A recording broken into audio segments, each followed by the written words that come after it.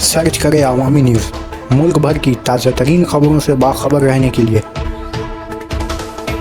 Subscribe करें हमारे channel को और बेल आइकन ज़रूर दबाएं।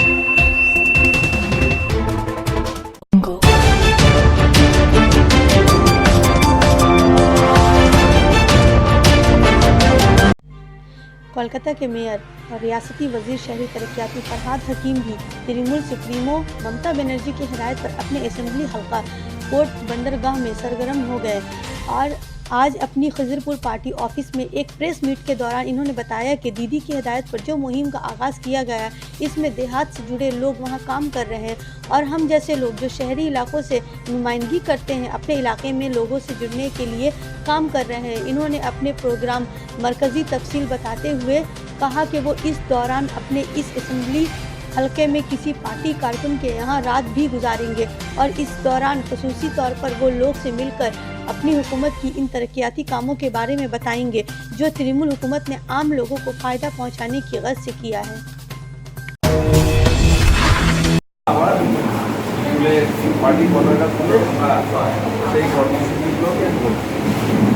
এছাড়া এইটার মধ্যে দিয়ে আমার মনে হয় যেটা যে আমাদের যে এই যে কার্ডগুলো এই কার্ডগুলো সমস্ত ভোট এলাকায় বাড়ি বাড়ি যদি আমরা পৌঁছতে পারি এবং এইটা যদি থাকে তাহলে মানুষের পক্ষে সুবিধা হবে যে একদম ডাইরেক্টলি মুখ্যমন্ত্রীর কাছে তার সমস্যা বা তার সাজেশন ডাইরেক্টলি মুখ্যমন্ত্রীর কাছে সে পৌঁছতে পারবে।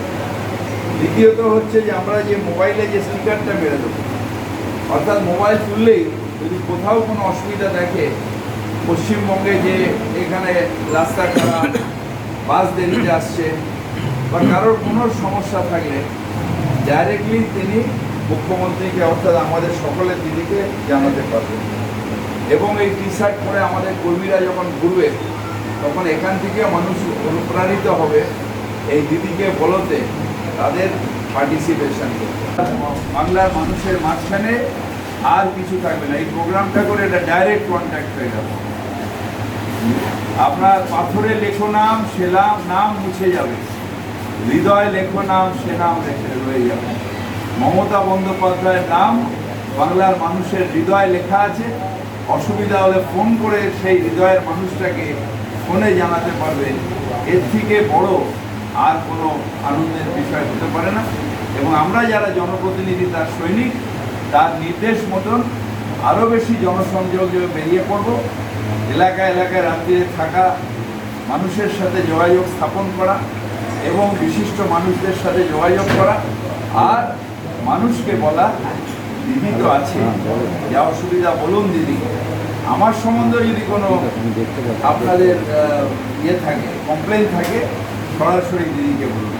এটা আমার মনে একটা অভিনব ব্যাপার এবং আমরা নিজেরা অত্যন্ত উৎসাহী এই প্রোগ্রামটা। আমাদের তৃণমূল কংগ্রেসের নেতৃত্ব যে কর্মসূচি দিয়েছে দিদিকে বলো, আজকে আমরা কোর্ট এলাকার কলকাতা বন্দর কর্তৃপক্ষের তরফ থেকে এই কর্মসূচি হাতে দিলাম। এই কর্মসূচিতে যেরকম যারা গ্রামের তারা 100 দিনে 10,000 গ্রাম যাবেন, তেমনি আমরা যারা শহরতলির মানুষ বা শহরের মানুষ আমরা এলাকার যত বস্তি অঞ্চল আছে বা এমনি অঞ্চল আছে সেখানে জনসংযোগ শুরু করব। আমাদের পার্টি কর্মীদের সাথে প্রত্যেকটা জায়গায় আমাদের সংযোগ স্থাপন সেখানে আলোচনা করব।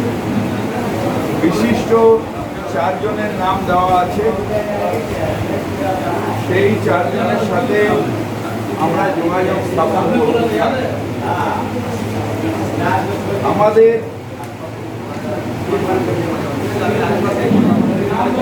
3 ঘন্টা ব্যাপী রোজ